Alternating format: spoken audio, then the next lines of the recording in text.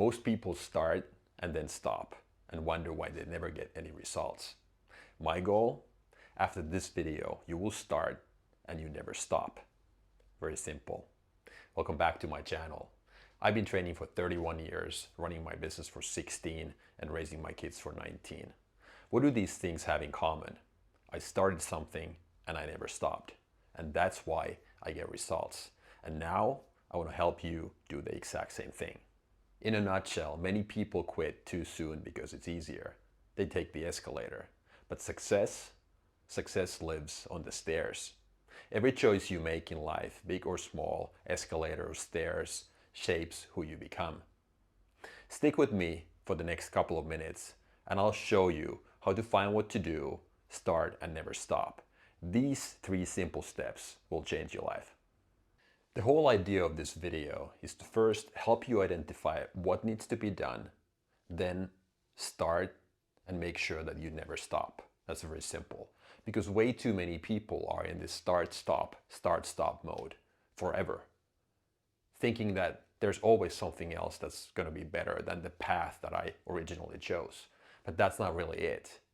The key is to identify what needs to be done, take those simple actions until eternity basically, and make sure that no matter what, you never stop.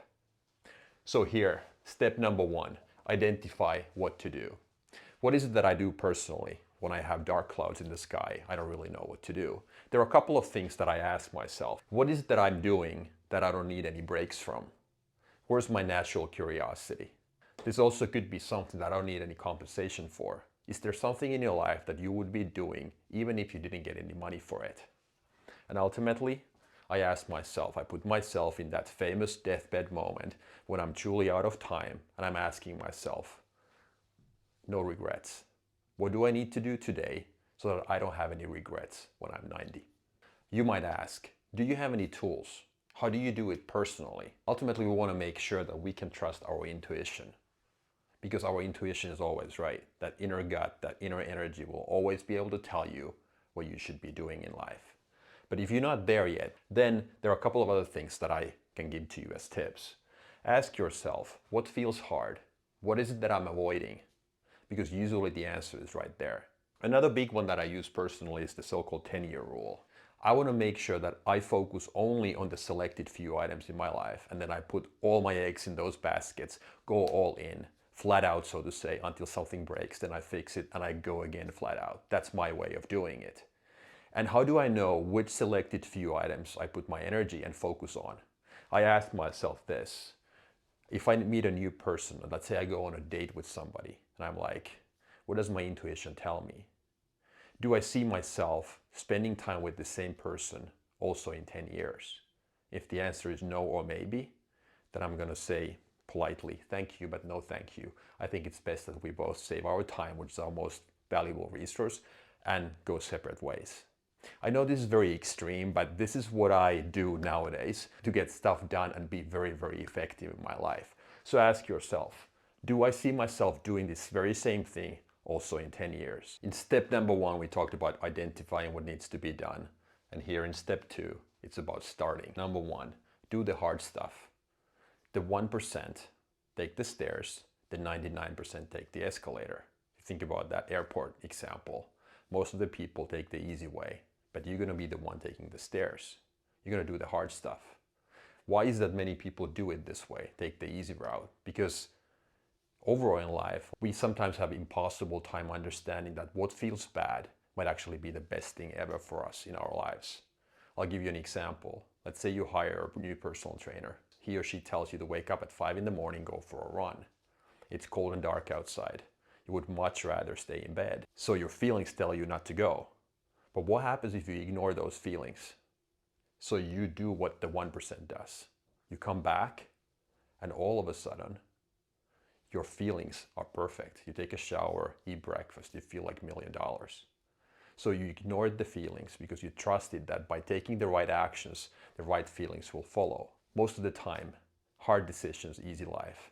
Easy decisions, hard life. Why is it that people avoid this? It's that combination or lack of connection between the feelings and the actions, or then just simply fear. We are afraid of losing face. What is it our neighbor thinks or our parents think if we fail, if we lose all the money or the business goes bankrupt?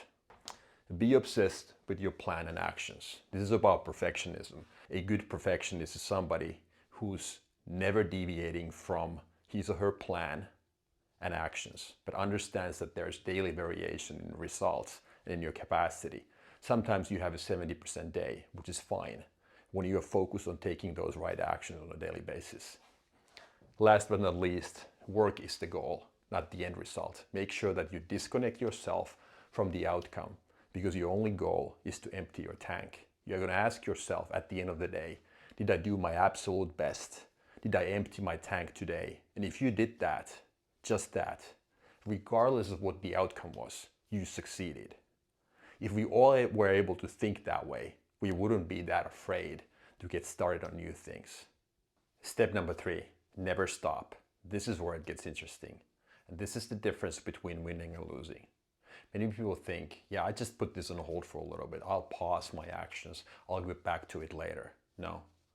You have to be obsessed. You have to be relentless. Not to deviate from that plan. Be a perfectionist when it comes to your schedule and your actions, but be willing to accept that daily variation in capacity and results. That's what that is all about. So what this boils down to really is to make sure that, like in the step 1, we talked about identifying those things that truly matter. You're just not going to start any hobby or any exercise or any project, but only the ones that you end up regretting if you don't do those things when you're 90. So first things first, what needs to be done? Then you start, you against anybody else do, take the hard actions, and then the bread and butter, the most important thing is to never stop. Because there's plenty of people who can take action and they know what to do, but they end up pausing and stopping because there's always that shinier object, or the grass is always greener on the other side of the fence. That one time is not going to make a difference. You're right. Guess how many people have told me in my life or questioning me about my same breakfast or why I always go to the gym. And these people always tell me the same thing. One time doesn't really matter. You know what? They are absolutely right. That one time never makes a difference. But guess what? It's never just one time. That one time turns into 10,000 times or 100,000 times. And then what? What happens if you take a long enough time horizon and you all of a sudden 10,000 of those tiny little one times? That 10% difference could mean that somebody's twice as good as me. That's really how important that is. And that's why you never deviate. And that's why you never stop. You only start those actions that matter. And then you never stop. Ask yourself this. What are the things I'm going to do or I'm willing to do for the rest of my life? Make a list, 2 lists. Okay, what are the things I do today that don't fall in that category? And what are the things that truly matter today that I'm doing, that I'm willing to continue until eternity, that I don't need any breaks from? And then continue doing those. Never stop. That's how you get results. It's not the rocket science, it's the simple stuff that makes the biggest difference. Like I said, be relentless, take action, obsessed even. That's perfectly fine. If you want to be normal, you get normal results. Be weird. That's fine. That's how you get the exceptional results. Never stop or pause, like I said. Why is it so important? Why does it matter so much? Because this whole thing builds momentum. We get that sense of accomplishment. What does that mean? Small actions lead to larger actions. We feel good about ourselves. Even the tiniest thing, like making your bed in the morning or just cleaning up after yourself. You feel good about it, and that leads to larger actions. Creates a habit of success. And last but not least, it's all about building a framework. When you have a system that you can rely on, success then becomes repeatable. Success and results in life are never random. You might luck out once, but that cannot be repeated. I'll give you an example. Think about airline pilots. 2 examples. Remember, we just talked about how people question my habits.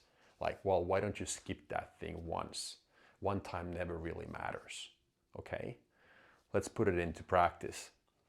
2 airline pilots. One who always meticulously goes through that long checklist that every pilot needs to go through before taking off, right? Which flight would you rather step your foot in. The one where you have that perfect pilot following the checklist, crosses the T's, dots the I's every single time. Or that random captain who's like, well, that one time doesn't really matter. Of all the 100 items on my list, well, I just skipped 5 today, right?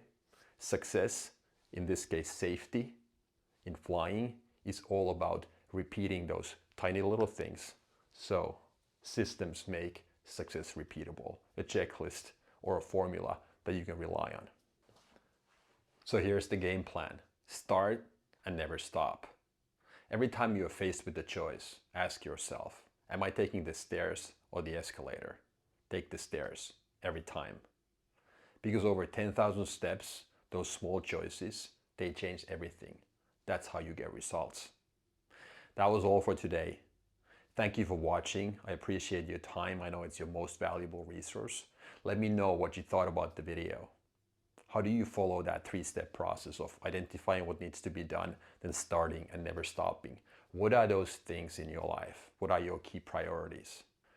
Again, thanks for watching. I'll talk to you again next time. Bye.